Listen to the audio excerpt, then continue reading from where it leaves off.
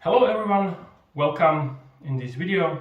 Today we're going to show you how to install Polarstar Kythera HPA engine into ICS AR15 electric blowback platform. In this video we're going to be going through what modifications you need to do to the gearbox, how to install the engine into upper gearbox, how to check alignment, trigger movement, and so how and where to route the hose, and as the last thing we're gonna go some tips which we have learned when we have been installing the Polarstar Kythera. So as with any other HPA install, first what you would need to do is to take out basically all your LAAG parts and get rid of them, because with the HPA engine they are no longer needed. So with the upper gearbox, basically what's remaining is just the outer shell, the electric blowback assembly, and everything else is basically gone. You don't need to have the spring guide in, the complete cylinder assembly, tappet plate, everything goes out. With the lower gearbox, it's very similar. Everything from the inside would be gone, so meaning the anti-reverser latch, the trigger contacts, all the gears. You can just throw them in a bag and never come back to them again.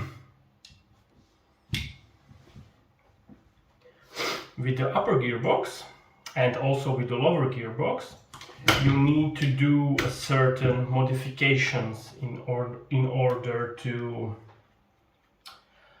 put the Kythera engine in, because well, the Kythera, it's the model which I have bought is for the V2 gearboxes, and as you may know, if you are not a complete beginner in the airsoft, if something's V2 compatible, it doesn't mean it really is without any modifications. So I knew what I was getting into, so I wasn't so naive to think it would be just a simple drop-in. But fortunately, after a year or two in the airsoft, I have been through some modifications, so it's not a complete new territory for me. So shouldn't be a problem, and it wasn't, if I may tell you. Once you have the gearbox opened, when you will be removing the stuff, just make sure you clean as best as you can.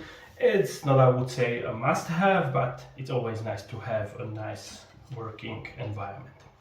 So the Kythera engine, once everything is out, goes simply into the slot where the old cylinder head, the cylinder assembly would be, and it's basically just a drop-in.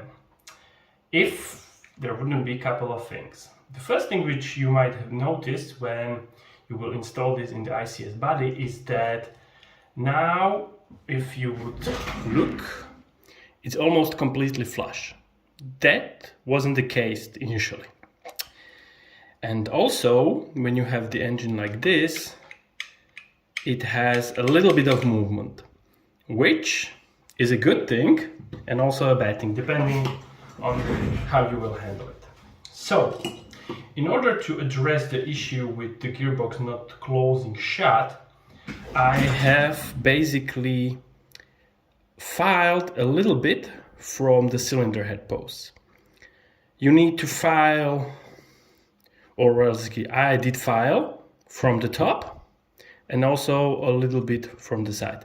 From the side is not that necessary, because as you have seen, there is a movement in this direction, so it's not stopping at the pins on the sides, but you need to basically lower the clearance from this direction, so when the engine is pushed against it, it will not rest on these pins. Once you will file it down a bit, it's no longer an issue. So regarding the horizontal movement, it's a good thing, well, I would say, because Kythera has a fixed length nozzle system. If you would like to have another nozzle, you would need to get a completely separate type of nozzle with a different length. And with this little movement, you can basically correct the nozzle length by this amount, which we can get to later on.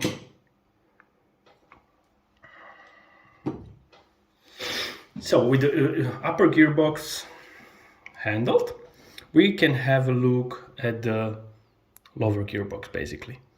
Well, the only thing which I need to adjust is there is originally there would be a post here which you need to get rid of, and also the trigger spring post here you need to ideally get rid of completely, but I didn't do it all the way.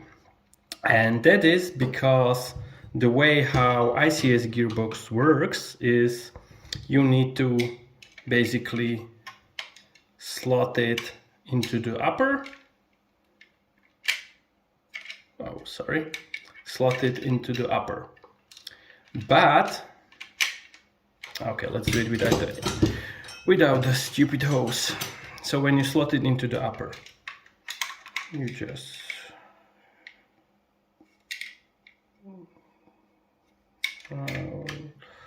there. You slot it basically into the upper and sits there. And since Kythera sear is physically attached to it, there shouldn't be any obstacle when it's going down into the gearbox. So the only thing, if there would be these posts, it would be in a way and you wouldn't be able to basically take apart the gun as it's intended. For a quick demonstration, let's have a quick install. We will put here the fake bolt assembly. We'll put back Kythera in place. It's important to know or to make sure that since we have this moment, we can either put the O-rings into the front or to the back to make sure it's not wobbly enough. But from my experience, when I was making sure those cylinder head posts were no longer in the way, I left it so that it still grabs the engine while we screw it down. So when you have the engine in, you have figured what position it needs to be. When you regarding this axis rotation, you need to make sure that it's basically as straight as possible. The trick which I had is basically I have here the small pliers, nail pliers. I will just slot it in to make sure it has certain amount of clearance. These pliers are not some factory standards, so I guess something would be working for everyone. So just find the thing which works for you and use it while assembling the upper gearbox.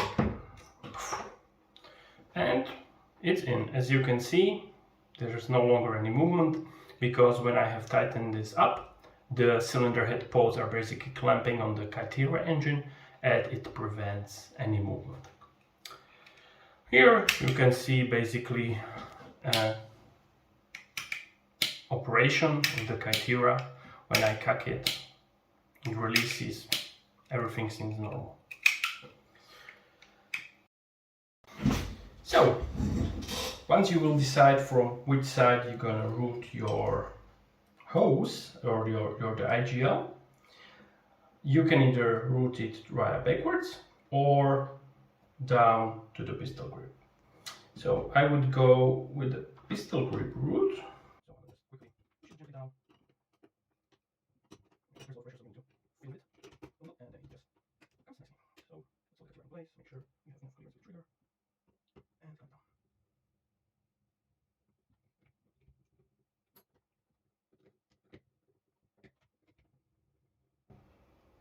down. So once you have it like this, you can take your lower receiver, route the IGL via the hole, stick your charging cord either via the grip as well, but what I like to do is just to take it outside via the AEG hole, and you can now take the upper and the lower and slot it in place. Don't worry, like there is a little bit of play, but when the also upper receiver will come into place, everything stops moving. So we have our macro line in here. Let me just shine a bit of light in there. You can see. And we have our charging handle over here. A second option which you have is you can route your pressure hose via the back. So when we would put it back, so if you have two options, you can either use the sling ring, I'm not sure if this is the correct term, but let's call it the sling ring, which would then cover these holes, so you would need to drill a bit here, or you would use it without the sling ring, and as you can see there is quite big hole already, so all you would need to do is basically Dremel a bit on this lower gearbox part, basically where the stock spring guide would sit, to make it a little bit bigger, because we need to fit this 6mm hose inside, and that's not a 6mm clearance originally, so a little bit of dremeling needs to take place. So in order to find out a correct, I would say, a nozzle length or the position of the engine in your particular gun, and this doesn't apply to ICS platform only, it's, I would say, a general approach which you can use, is the following procedure. The Kythera is a closed bolt system. What does it mean that it is a closed bolt? So when you will have Kythera under pressure, the nozzle will rock to the front and will stay to the front due to internal pressure pushing it forward.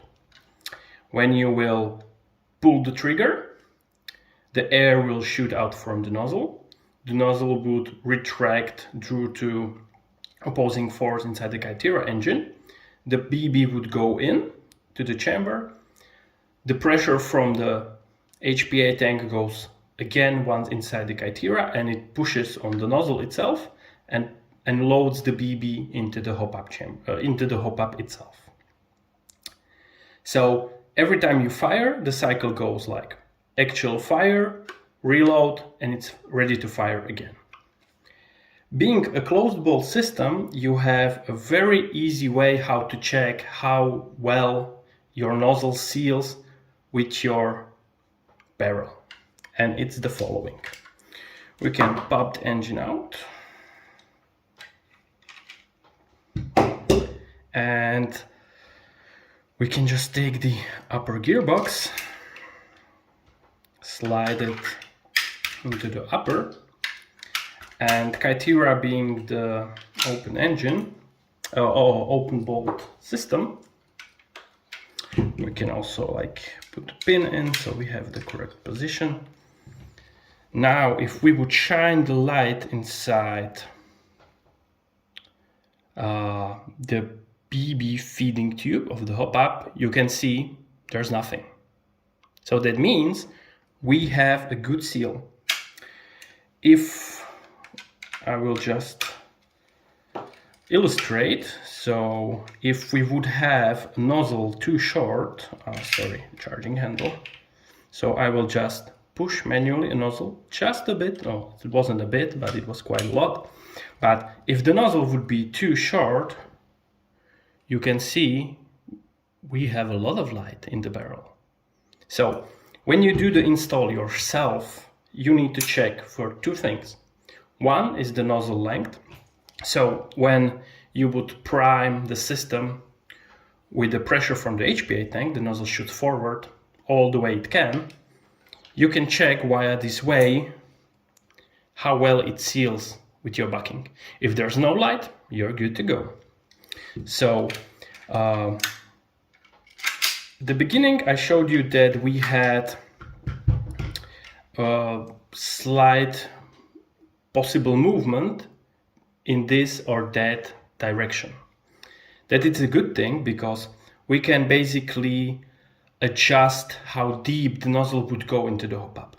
If the nozzle would just sticks too much, it could mean a BB feeding problems, or it can actually push the BB past the hop-up knob and the backing knob, and that would lead to very inconsistent accuracy because the BB doesn't start exactly from the same position under the hop-up rubber, and that would mean it gets a different amount of spin every time you shoot, and consistency equals accuracy.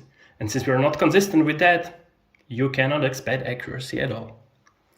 So the nozzle length we can check by slotting into the upper and shining our light.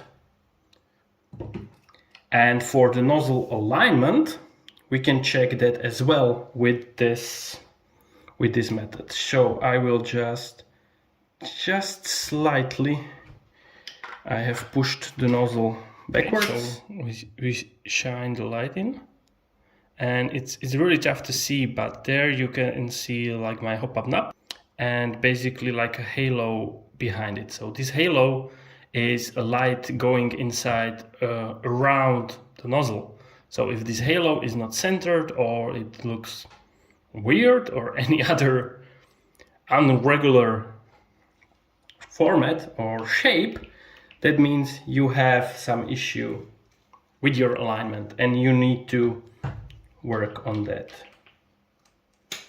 Now for the alignment, there are a couple options. You can basically put some tape on the side of the gearbox or under it or on it, but my experience with the ICS gun, it's spot on. So you don't need to do anything regarding the alignment. So with the right alignment, after you have checked everything, if you're owner of the ICS gun, you would be very unpleasantly surprised because the stock nozzle is not long enough. You will get leaks, you will see light in your barrel, and it will never ever seal properly. Therefore, you need to get a Kythera #2 nozzle, which is originally for AKs, I guess. But this nozzle is just a slightly hair longer. It's not like a hair. You can find the numbers on the Polarstar website, or I will include it down into the description of the video. But you would need the nozzle #2 in order to enjoy your gun properly. Without the nozzle, when I first installed it, the gun was shooting around 260 FPS on 100 PSI.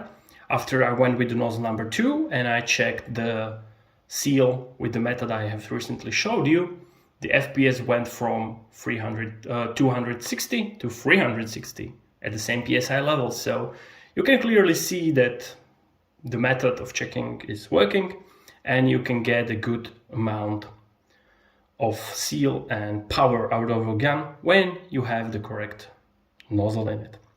For those of you who are wondering, like, how does it make sense that the stock nozzle is basically TM compatible, which in AEG world translates into like 21.4, 21.3 millimeters of nozzle length, and actually ICS uses 21 or 20.9 millimeter nozzles in their gun. So the AEG nozzle is shorter than TM spec, so how come I need to get a longer nozzle from Polarstar? Well, my friends, that's because a different way how the nozzle is sitting inside the gearbox. With the AEG, there's basically a tappet plate, and on this tappet plate the nozzle sits and it rests against the front wall of the gearbox.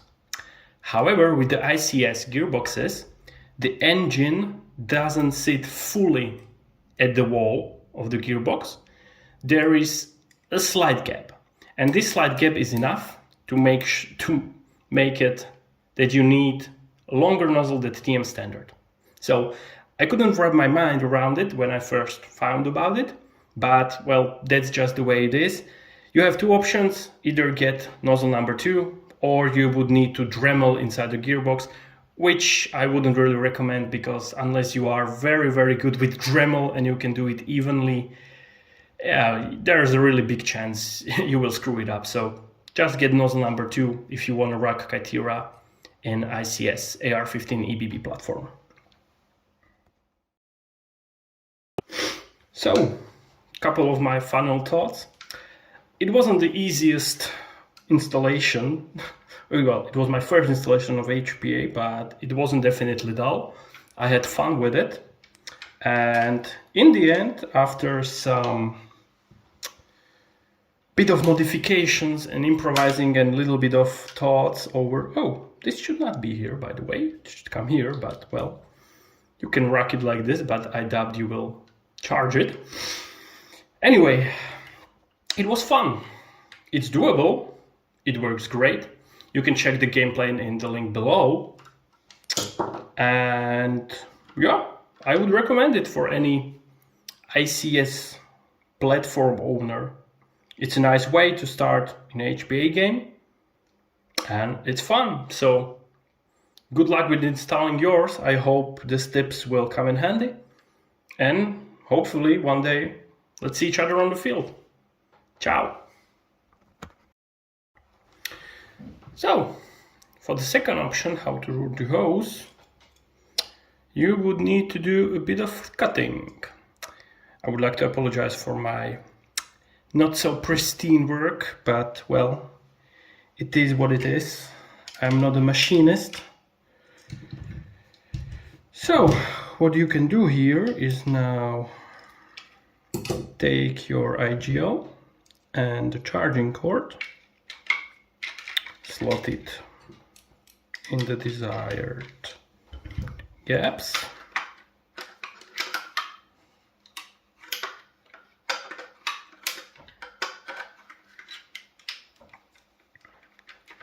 slide in the upper receiver,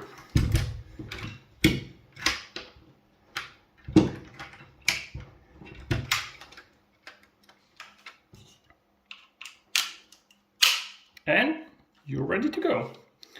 With the IGL looking down at you from the behind. And this is the way how you can go. Usually I tuck the charging handle into the stock, and you can route your main HPA hose this way.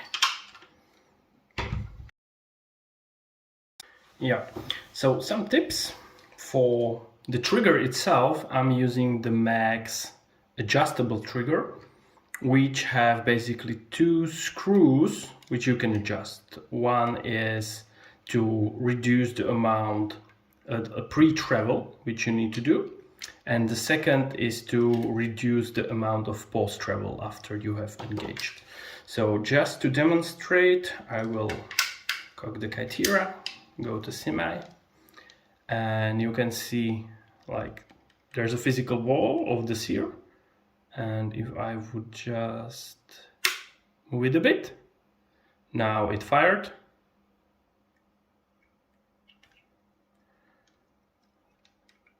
And reset it.